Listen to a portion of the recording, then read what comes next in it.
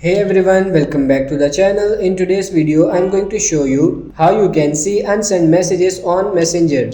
So if you want to see unsent messages on Messenger, all you have to do is go ahead and first of all open the Messenger application. Let's say someone sent you a message but then they deleted it right after. How can you see that message?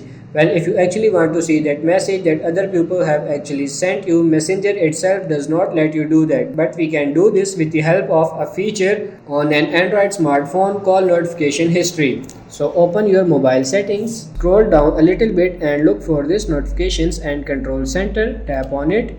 Now you might find notification history. In my case it is under advanced settings, and under notification history right here you can see, make sure that it was already turned on, because if you just turn it on, that's not going to work. It's going to work in the future but not for the past messages. What this feature does is that if you receive a notification like a message here, this feature is going to keep a track of that notification and show you in the history wise. Now you can look for the Messenger application, which means that even if later that person has deleted that message or unsent it, you can still see that message because your history has kept a track of it. So this way you should be able to see deleted messages on Messenger. I hope this video was helpful. If it is, like it and subscribe to the channel. Thank you.